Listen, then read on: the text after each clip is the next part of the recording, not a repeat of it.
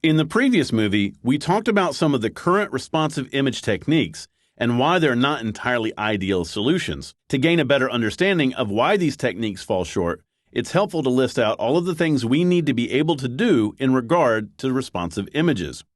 To truly have responsive images, we need to have the ability to choose which image is served to which device. It's not enough to simply have an image that scales down for smaller screens. Rather, we need to have the ability to make sure the right image is served to the right context. Currently, that's largely determined by three factors: screen size, screen density, and bandwidth. A screen that is 320 pixels wide is obviously going to need a different set of images than one that is, say, 1,440 pixels wide. Likewise, higher density screens can display much higher resolution images, so it would be nice to be able to serve high-res graphics to displays that can take advantage of them. In regards to latency and bandwidth, obviously larger image would be more of a burden over slower connections, so it would also be nice if we could substitute smaller, low-res graphics for those instances. Unfortunately, when you look at these three criteria side by side, it's obvious that in many cases you're going to have competing factors. For example, in many cases, mobile devices are going to have lower bandwidth connections or a higher degree of latency. However, those devices are currently more likely to have high-density screens than desktops. To make matters worse, we need to establish these factors and choose the proper image before the requests for page assets are made. Since browsers are constantly looking for ways to speed up page loading, techniques like prefetching, which begins to download resources before the HTML is fully loaded, are going to make enabling responsive images that much harder. In fact, there are so many variables that go into establishing the proper image context that the best solution is likely to be one in which we give the user agent a number of images to choose from and let it select the proper one based on its current profile. Thankfully, the browser development community and the groups responsible for writing the HTML and CSS specifications are aware of the problem and are hard at work to solve it. I want to discuss a few of the solutions that have been proposed that you need to keep an eye on.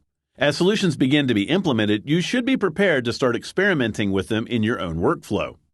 Recently, the WhatWig, the organization behind the HTML5 specification, proposed a modification to the existing image element. They proposed adding a new attribute called sourceSet. The proposed syntax would allow authors to provide a comma-separated list of images and related properties such as viewport width, height, and pixel density that the user agent could then use to determine which image to use. The nice thing about this syntax is that it's fairly straightforward and uncluttered. It doesn't require any new HTML elements, and it's backward compatible. User agents that don't understand sourceSet will simply use the default source attribute's image. A competing proposal by the W3C's Responsive Images Community Group is the picture element. Picture would be a new HTML element modeled after the HTML5 video element. As you can see from the syntax, the picture element acts as a parent for a range of source elements and an image element. Each source option can contain alternate images, image properties, and optional media queries for further filtering refinement. You may have picked up on the fact that this example has sourceSet as one of its source attributes. Now, this is a result of an attempted compromise between the WhatWig's sourceSet proposal and the working group's picture proposal. The user agent would choose from either the source image that matches the current conditions or use the default image tag. Now, both picture and sourceSet have their share of problems, and currently there is a very vigorous debate going on among implementers as to what the best approach of these two choices would be. Since the syntax of both options continues to change rapidly, my guess is that we'll see a hybrid version of both, or maybe even a totally different solution that approaches the problem from a different angle.